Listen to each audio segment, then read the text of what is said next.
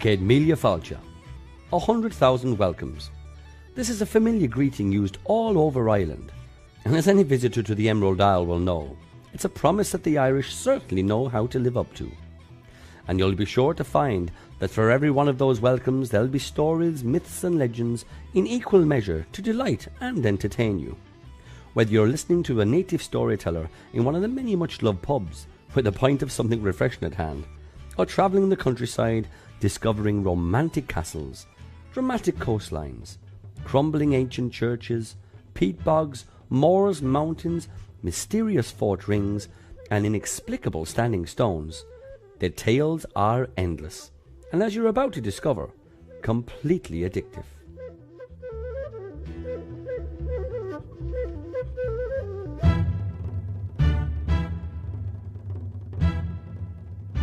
When it comes to unravelling the myths and legends of Ireland, just like the traditional stories of practically every culture, the biggest problem comes when trying to differentiate between fact and fiction. But then, never let it be said that the truth should ever be allowed to get in the way of a good story. Part of the joy of Irish heritage comes from the myriad of larger-than-life characters scattered the length and breadth of the country. And if you feel that some of the tales told here deserve to be taken with an equally large pinch of salt, then so be it. However, take great care when travelling the highways and byways of Ireland to show due deference to the fairy folk that live beneath the green mounds of the rolling hills and the deep waters of the rippling lochs. For example, that most famous of the little people, the Leprechaun, faces total extinction every time an unbeliever airs his views. Be careful not to utter the suggestion that leprechauns don't exist, as for some people this is highly offensive, because each time such sceptical words are spoken, another leprechaun will die. Why anyone would want to preserve one of these rather bad-tempered, tiny old shoemakers dressed in traditional green may seem one of the very greatest of Irish mysteries. But as you journey around the countryside, make sure you listen out for the tapping sound of the leprechaun shoehammer. Because if you should ever hear anything of the kind, good fortune may well come to bless you and yours. It's common knowledge throughout all Ireland that a leprechaun possesses a hidden pot of gold, and if caught, he can be forced by fair means or foul to give up his treasure to his captor. Catching a leprechaun's tough enough, but hanging on to one is almost impossible. Take your eyes off a leprechaun for a split second is all he needs to vanish from sight forever, and all hopes of finding his fortune will disappear with him into the ether. So maybe it's worth putting your logical thought process to one side and letting your imagination run wild, because after all, you've got nothing to lose, and who knows what you might gain. That said though, there are plenty who pour gentle scorn on the leprechaun, as being nothing more than a whimsical entertainment for the many visitors who seek out the pleasures of the Irish countryside. But like most things in Ireland, if you delve a little bit deeper, you'll find a richer reward way beyond anything you might have expected.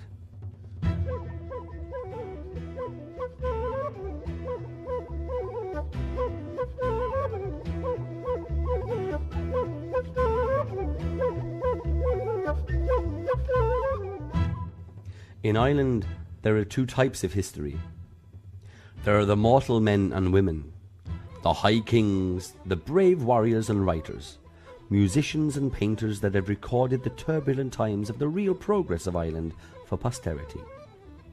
Then alongside this indisputable timeline, you'll discover the magical, mysterious history of the fairy kings and queens, born of the gods and known collectively as Tuatha De Danann.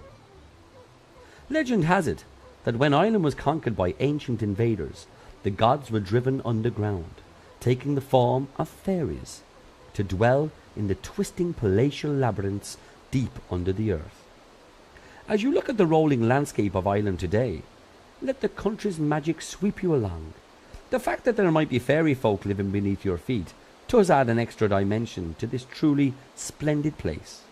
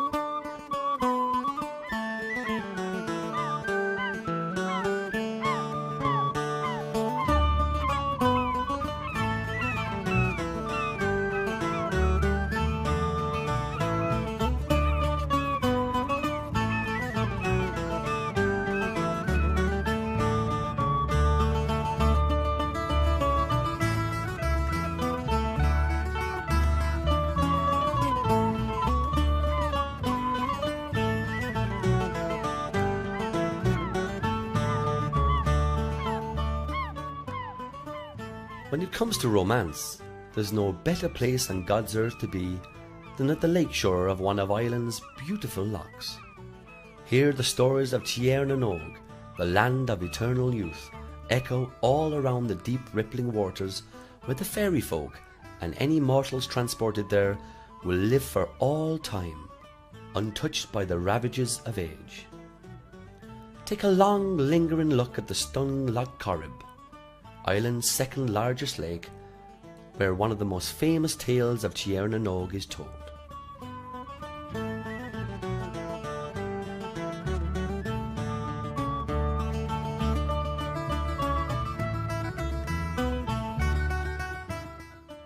Cormac, a young hero, stood here day and night, lamenting the loss of his love Mary, a beautiful maiden stolen away by the fairy folk and held captive below Loch Corrib's glassy surface.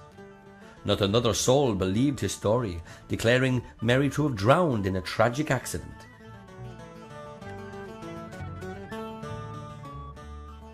She is not dead. She has no grave. She lives beneath Loch Corrib's water, and in the murmur of each wave methinks I catch the songs I taught her. This was the constant cry of Cormac as he sat wailing for his lovely Mary. Now everybody in Ireland will tell you that the fairy folk have little patience with such fanciful nonsense, and one night they arrived in spirit form to confront Cormac, hoping to rid themselves of his moaning and groaning by terrifying him away. But Cormac was made of sterner stuff, and he bravely stood firm, yelling, "Christ save her soul!" With fierce yells and fiendish shrieks, the fairies had no counterattack and vanished immediately from sight. Cormac had broken their spell forever, and Mary was at last restored to him, a gentle wave washing her familiar form to the waiting arms of her faithful lover.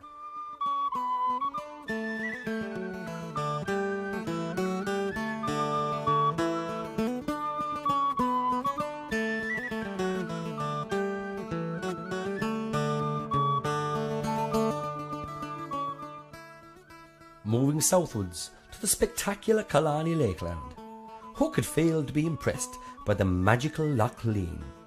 Again, romance just blows in the air here, with the reports of the beautiful, ageless, whimsical spirits of Tiernoig actually appearing above the water on May Day each year to commemorate the disappearance of the great chieftain O'Donoghue to the land of eternal youth.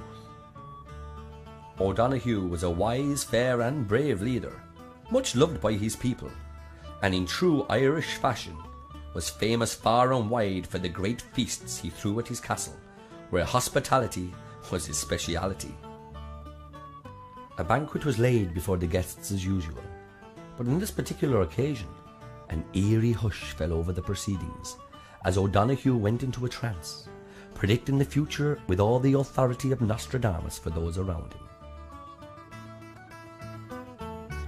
Rapt with attention, the crowd watched aghast as O'Donoghue rose from his throne to walk mesmerised to the lake shore.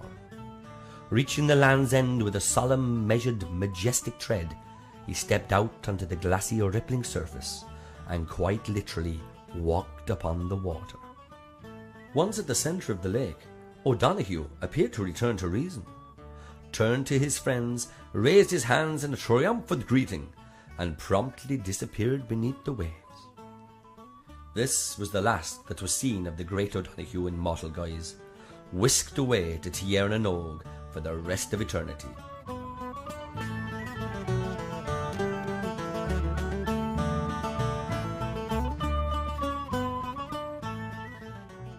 Anyone fortunate enough to stand at the lakeside on a May morning as the sun's rays waked the sleeping countryside might well see a rolling wave carrying the ghostly warrior O'Donoghue astride a magnificent phantom steed across the water.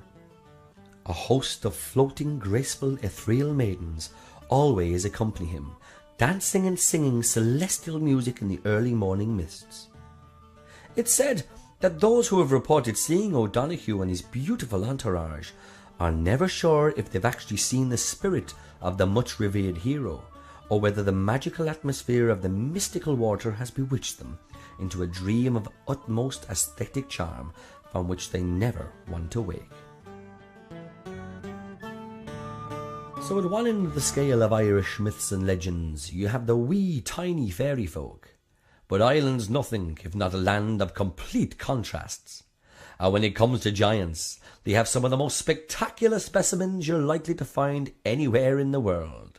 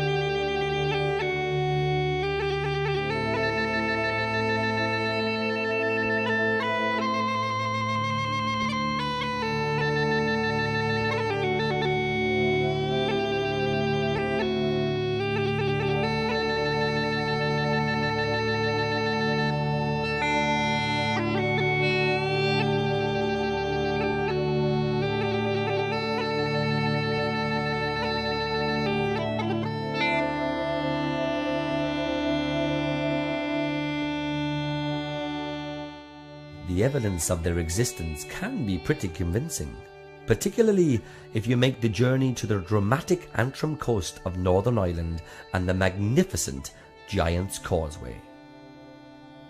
The notable 18th century English writer Dr. Johnson was rather scathing about this stunning landmark, dismissing it as worth seeing but not worth going to see. But perhaps it wasn't the destination that was his problem.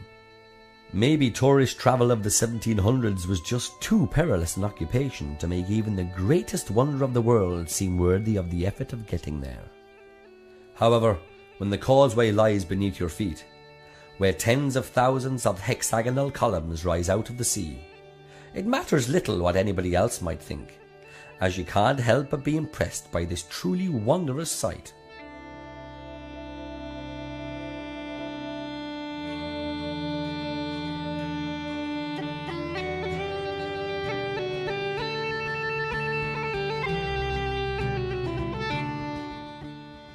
Now I could tell you all about the geological science behind this landform, about the cooling effects of the sea on molten igneous rock.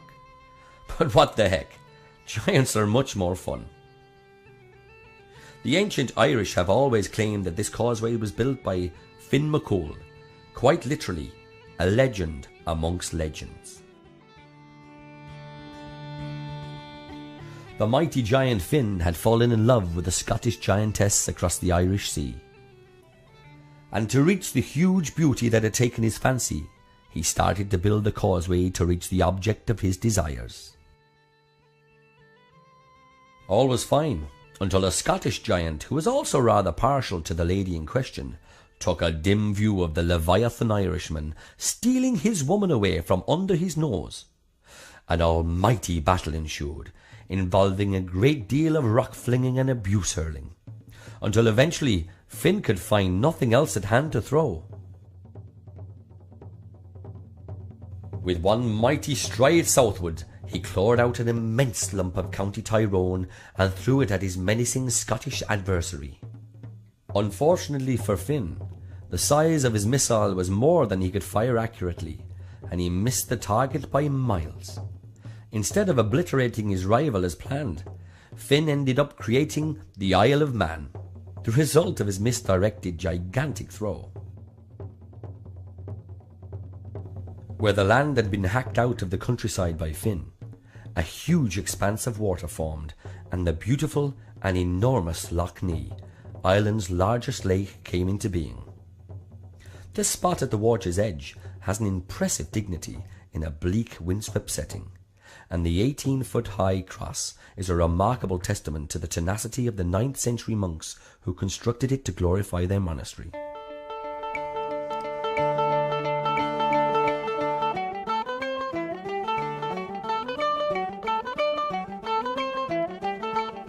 Having had a chance to see these mighty examples of the great Finn MacCool's handiwork, it's well worth investigating the legend of Finn further.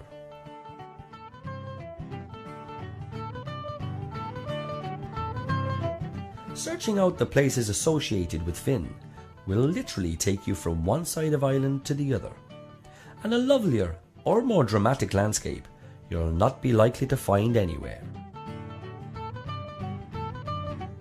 Finn was born the son of a mighty mythical chief, but only after his father had been slain by enemies.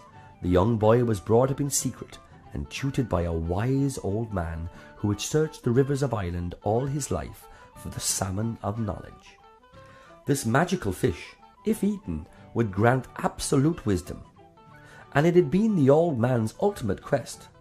However, when he finally caught the great fish in the fast-flowing River Boyne, things didn't go quite as planned. Finn was handed the salmon to cook for his teacher, but in his haste he burnt his thumb whilst doing so.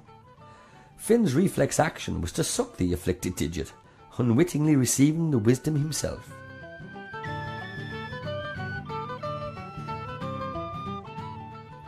On realising what had happened, Finn's mentor knew that his pupil was the one intended for such blessings, and the young hero ate the rest of the fish. You'll often hear Finn MacCool referred to as all-knowing, and this is why.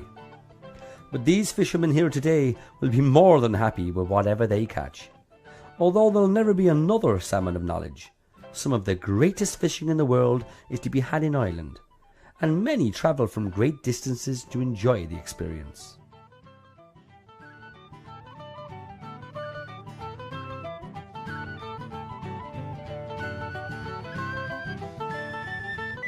Finn MacCool grew into a mighty warrior leader who ruled with fairness and wisdom. Like all great mythical heroes, Finn was a real hit with the ladies, and many fell under his hypnotic spell.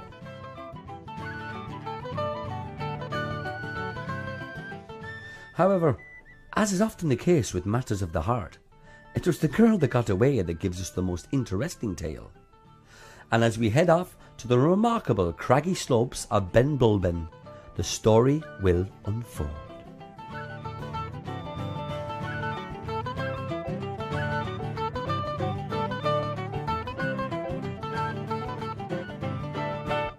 Finn was getting on rather in years, but this did little to quell his appetite for attractive young women, and he was betrothed to the beautiful Grania, the passionate, spirited daughter of a legendary High King.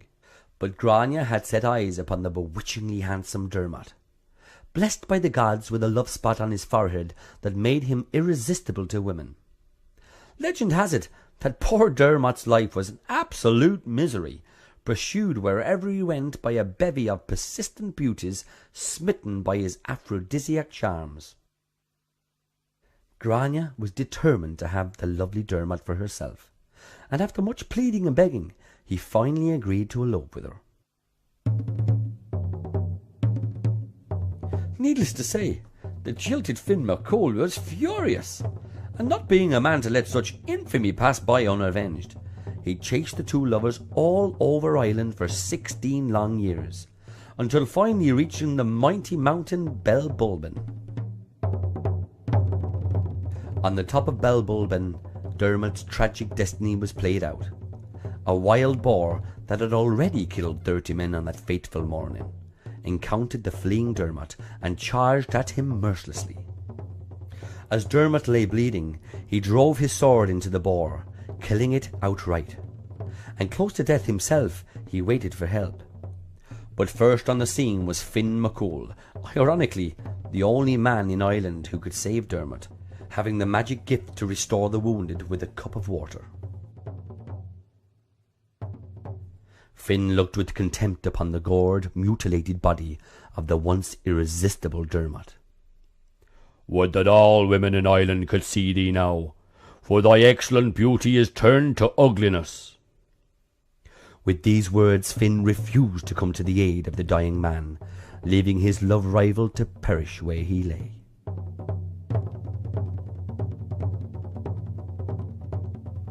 Distraught at her loss, Grania vowed revenge upon Finn MacCool. But eventually he wooed her, and despite being some years later than planned, he took her back to his fortress on the hill of Allen as his bride.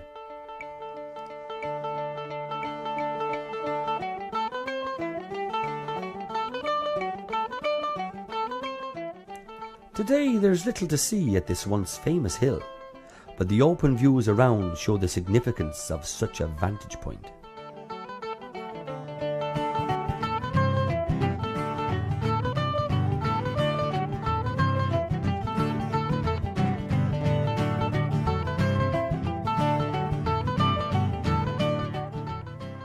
Travelling just a short distance from the Hill of Allen will bring you to the Hill of Tara, once the seat of the majestic High Kings of Ireland. The Gaelic name for Tara means the place with the wide view. And just like the Hill of Allen, this is exactly what you get. And it was from this strategic placement that the ancient Celtic kings defended their right to rule. To this day, the Lia Fail, the Irish stone of destiny, stands at the summit of Tara. If any man wished to lay claim to the title High King of all Ireland, he had to stand upon the stone of destiny, and if he was the country's rightful ruler, the Lia Fail would roar its approval.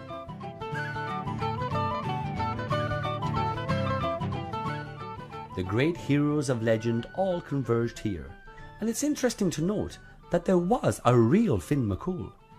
He was a warrior bodyguard for King Cormac MacArt, High King of Ireland from 218 to 254 AD, at a time when Tara was at the height of its power.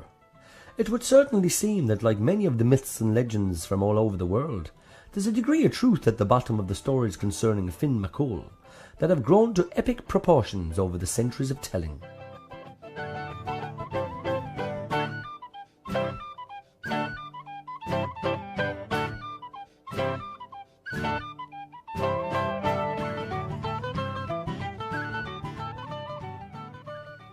With the advent of Christianity and the arrival of Ireland's patron saint, St. Patrick, in the 5th century, Tara lost much of its political influence. But for successive generations of native Irishmen, the abandoned rolling green hill of Tara becomes a powerful patriotic symbol for the land of their birth. And to this day, the very mention of the place will send many an Irish immigrant misty-eyed wherever he happens to be in the world.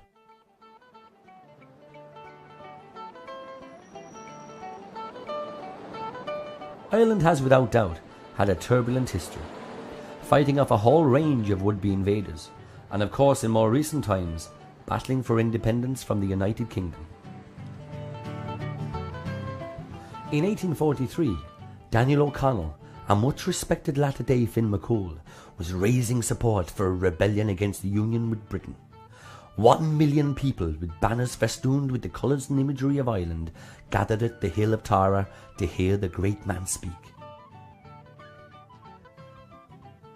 Whatever the rights and wrongs of what's transpired since, historically Daniel O'Connell's rally must have been a spectacle to behold, and looking at the emptiness of today's view, it takes a good imagination to appreciate the drama of the scene.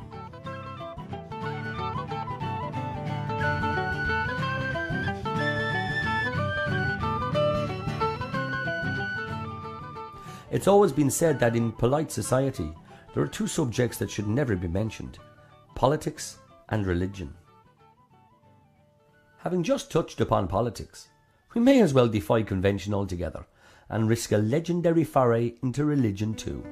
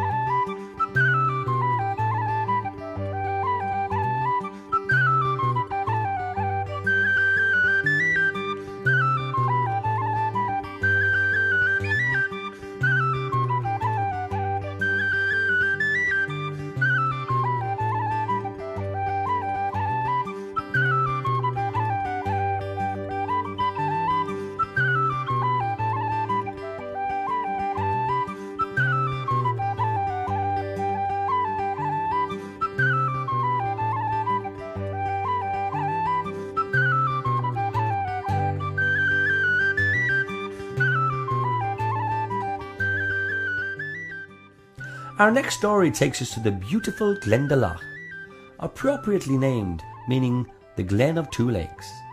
Ringed by the steeply wooded slope of some stunning mountain scenery, the landscape itself would be sufficient to encourage a regular influx of visitors.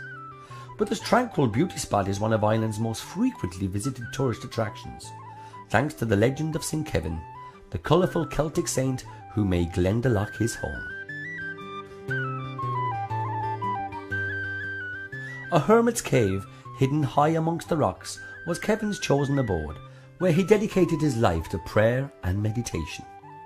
But just like poor Dermot, he suffered the terrible affliction of being irresistible to women, and he spent much of his time fending off the unwanted, amorous advances of many a local maiden.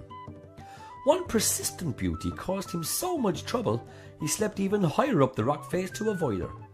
She foiled his plans by creeping into his bed during the night, and the man of God was so horrified to find her there when he awoke, he pushed her directly into the lake. Another young lady proved not so easy to dislodge from his rocky outcrop, and the virtuous saint needed to throw nettles into her face before she could be tipped unceremoniously into the waters of Glendalough.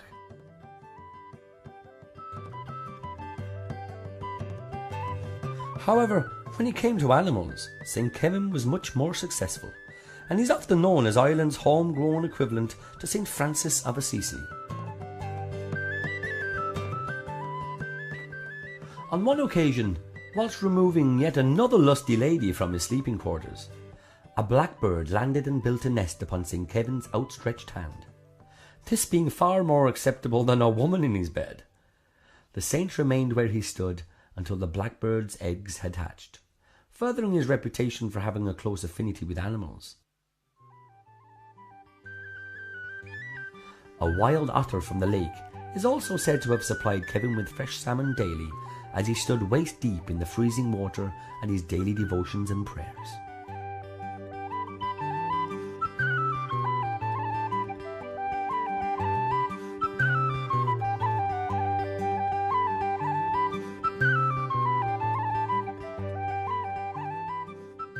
Whatever the truth of St. Kevin and his exploits, the buildings left here, constructed by his later disciples, are truly lovely. The ruins of a 9th century cathedral are immediately evident, but most visitors head straight for a 2-storied private chapel, now known as St. Kevin's Kitchen, complete with a steeply inclined roof and a small round tower.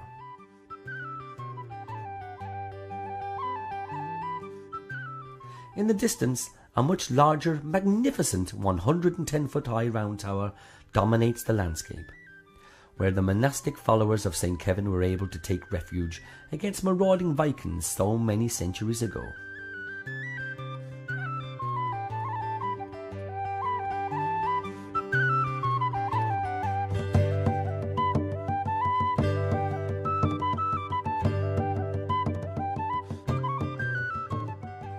There are those that complain that Glendalough, deep in the Wicklow Mountains, has been spoiled by the destructive trample of visitors' feet.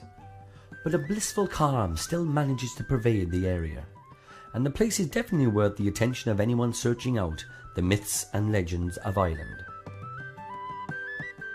Although Glendalough is a popular destination on the tourist map of Ireland, our next legend takes us to Blarney Castle, and without doubt, the most famous piece of Irish mythology of them all.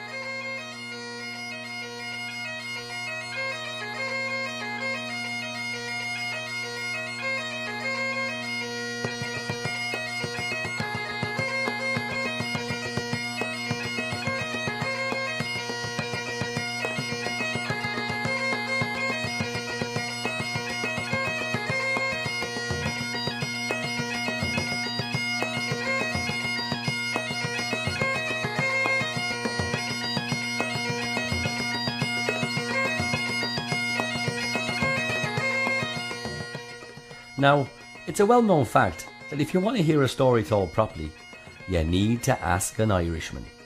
Because when it comes to charm, eloquence, and let's face it, the gift of the gab, you'll find no equal anywhere else on God's earth.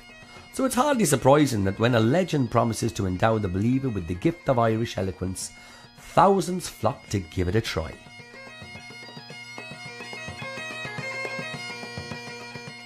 This is Blarney Castle, just north of Cork, the home of the famous Blarney Stone. And today queues of visitors will wait patiently, hoping that by kissing the 4 feet long, 1 foot wide piece of limestone, they will be blessed with the gift of the gab. It has to be said, it's a pretty precarious business because the stone is embedded 83 feet above the ground, high up in the battlements of a 15th century tower. With a steady nerve, the would-be kissers need to pucker up whilst lying on their backs hanging out of the tower upside down and head first, hoping that the 2 strong fellers gripping their shins don't let go.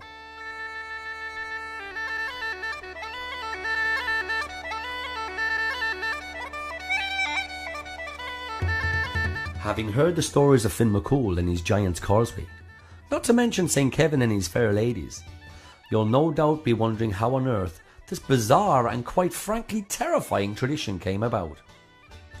The story goes that back in the reign of Queen Elizabeth I of England, the empire-building monarch demanded that Cormac McCarthy, Lord of Blarney, surrender his castle to English rule.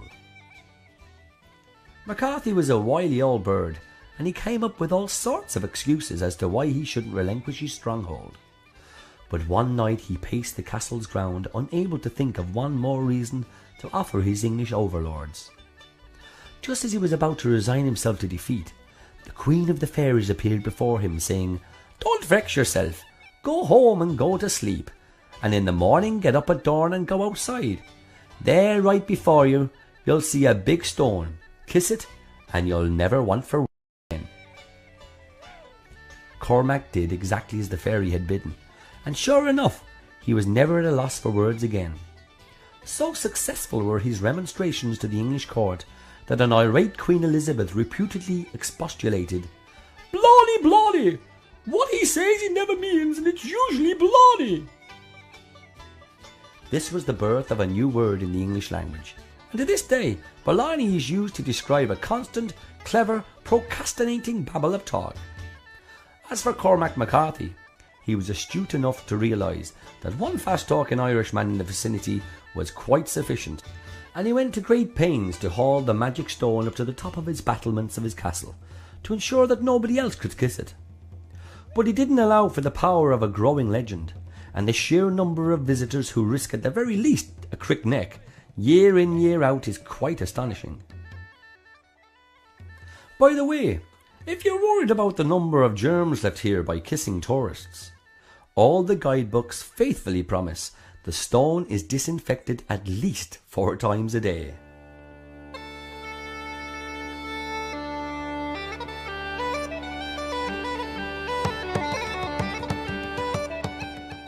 The cynical might suggest that through the ages, enterprising castle owners had come up with a legend or two to improve their fiscal prospects. But keeping the balance between survival and exploitation can be a delicate one. Not that commercialisation is always a bad thing.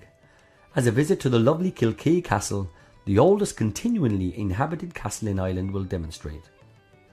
Kilkee is now a fine hotel, but guests are left in little doubt as to the historical significance of this excellent fortress and the myths and legends that surround it.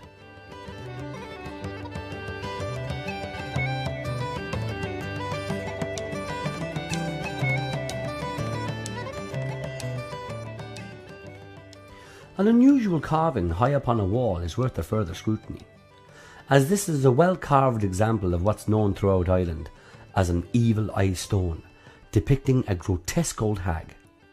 The idea was that this would act along the same lines as a lightning conductor, deflecting all outside evil away from the castle and protecting the inhabitants within.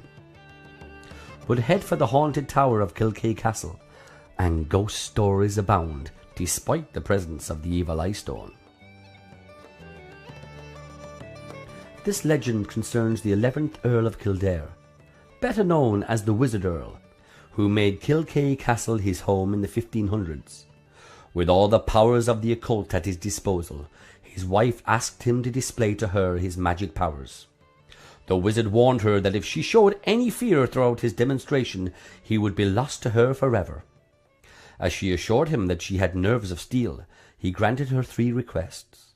Firstly, the wizard swept the flood up around the castle walls and she showed no fear. Secondly, he transformed into a serpent that twisted around her feet, and again the lady showed no fear. But lastly, the wizard returned as a blackbird to sit upon his wife's shoulder. At that exact moment, a cat hiding in the room sprang out at the blackbird, which flew at speed out of the open window. Unfortunately, the wizard earl's wife screamed loudly, fearing for her husband's safety, which condemned him to banishment with all his brave knights to another realm. The poor woman never saw her husband again, but it's said that on the 7th day of the 7th month, every 7 years, the wizard earl returns to the haunted tower riding a white charger, shocking any hotel guests that happen to be in the residence. It's said that when the silver horseshoes worn by his fine steed wear out, the wizard will return to Kilkay Castle for good. An interesting prospect for the present-day owners.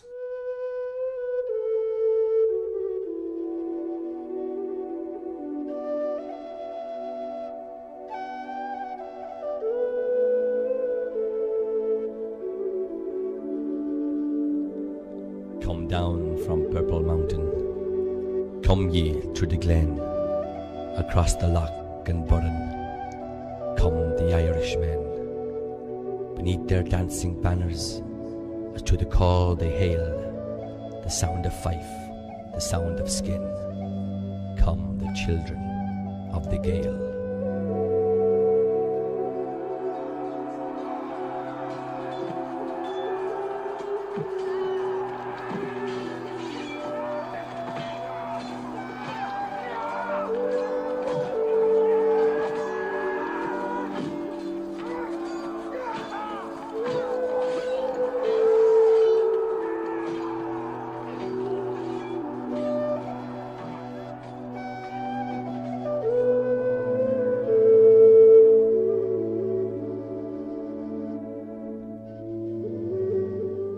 The fight for supremacy over the Rock of Cashel through the ages has often hinged around the struggle for Irish independence. It was once the stronghold of the kings of Munster, who claimed to rule the south of Ireland, always refusing to accept the authority of Tara. The history of this amazing rock fortress makes it one of the most battle-scarred monuments in all Ireland. From some distance away, the crag stands out dramatically, a 200-foot high limestone outcrop dominating the surrounding farmland. The ruins of a medieval cathedral stand atop, with the oldest part of this magnificent complex being Cormac's Chapel, an ancient tribute to the 12th century king who built it.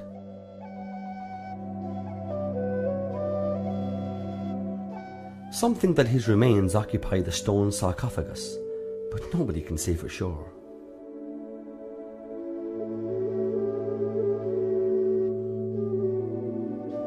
At one point, a huge cathedral was built here by the English King Henry II, but it was always a thorn in the side of the Irish, who saw it as a symbol of England's efforts to subjugate them. Eventually, an Irish nobleman simply burnt it to the ground, and when hauled before the king to answer the charges and asked why he had done such a thing, he replied that he thought, "Didn't I think the Archbishop was inside?"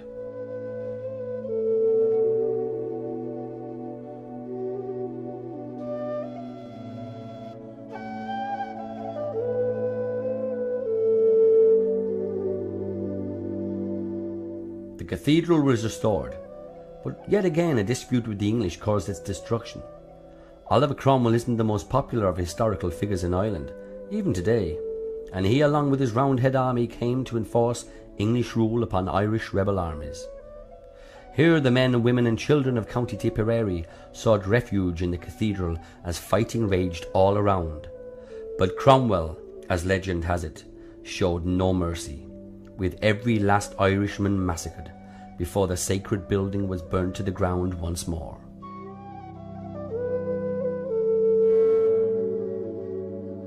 Consequently, in a similar way to the Hill of Tara, the Rock of Cashel has become symbolic in the legendary tales for the struggle for Irish independence. But without doubt, it also has great religious significance, as it was here that St. Patrick is said to have picked a shamrock leaf to explain the mystery of the Holy Trinity to his disciples. Of course, St. Patrick went on to much greater recognition as Ireland's patron saint. And as for the shamrock, well, you can't go far in Ireland without seeing its unmistakable image somewhere.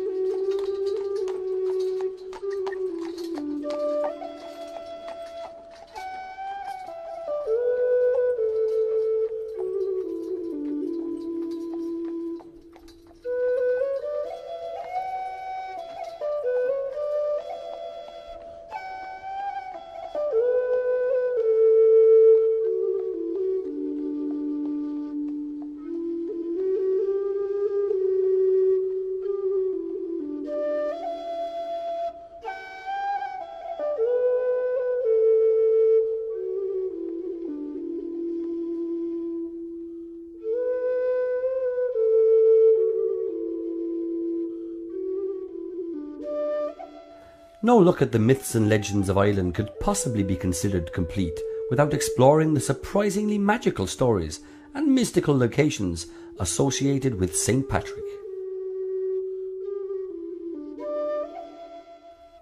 Not all nations are as enthusiastic about their patron saint as the Irish, with St. Patrick's Day parades and all kinds of traditions being honoured on March the 17th each year. The cynical comments of the uninitiated, loudly screaming that St. Patrick wasn't even Irish, are pretty much ignored, and it all adds to the spice of the story.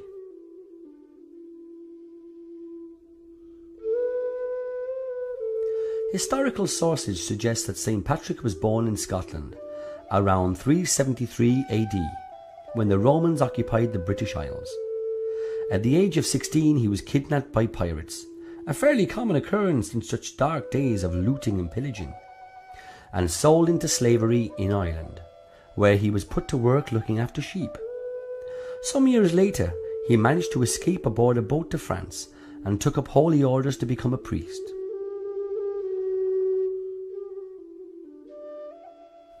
By the time Patrick returned to Ireland, he was in his 60s, responding to a vision he had in which the people of Ireland had been crying out, "We ask thee, boy, come once more and walk amongst us." And Patrick did just that, criss-crossing the country, spreading Christian word throughout the land, encountering more than his fair share of giants and fairy folk along the way. From the stunningly beautiful St. Patrick's Cathedral in Dublin to tiny chapels hidden in the remotest locations, the saint's well-preserved image can be seen everywhere.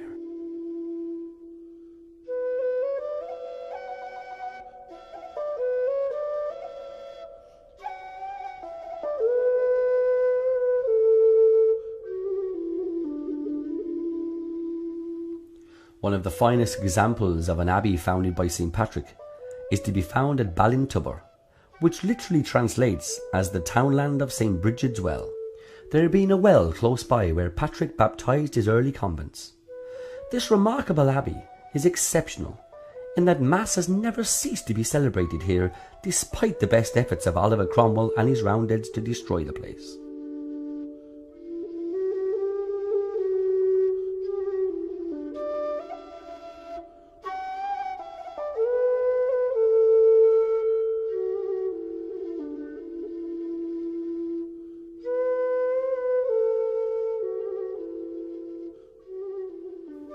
Fascinating as Ballintubber is, it's the positioning of the abbey on the pilgrimage road to the holy mount Croagh Patrick that makes it of special interest, and the journey from here to the dramatic mountain where St. Patrick is said to have chased all the snakes out of Ireland is still travelled along by pilgrims to this day, and it is in fact our next destination.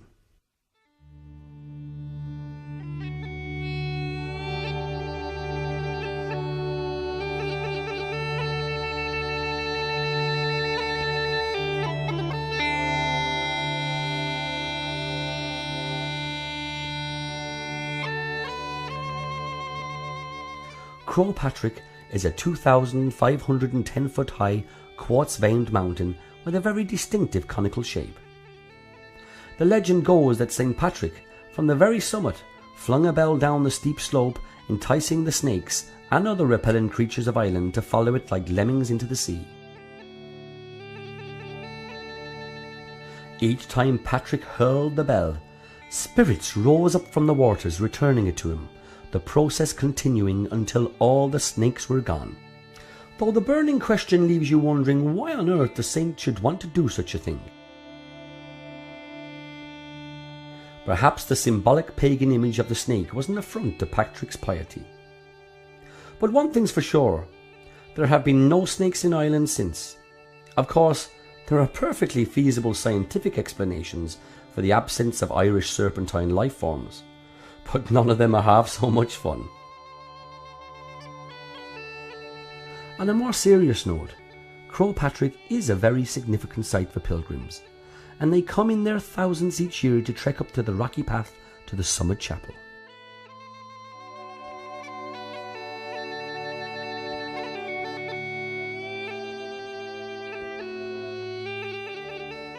Today, the majority of pilgrims wear shoes, a luxury thought decadent by the devotees of days long since past. The 2.5-hour ascent, and the subsequent descent for that matter, must have been a torture for the barefoot souls, and from time to time, a particularly ardent pilgrim will still make the journey to the top of the mountain shoeless.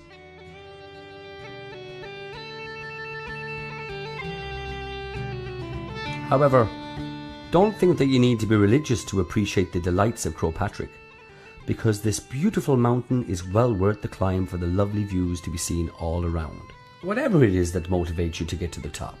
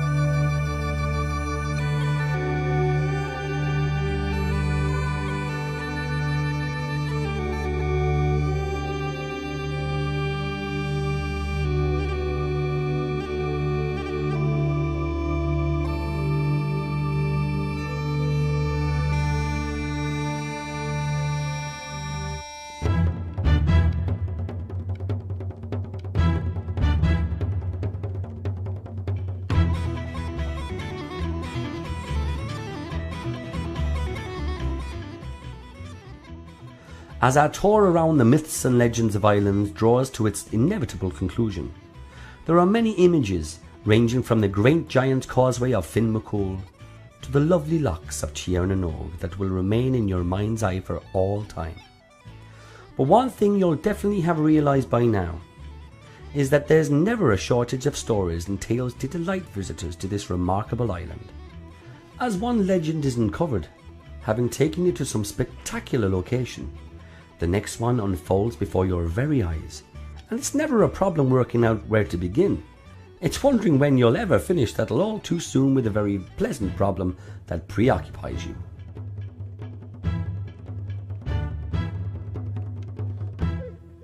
But don't forget that half of the magic of Ireland comes from the Irish people themselves, where generations of storytellers have imparted great legends of the old country to their offspring.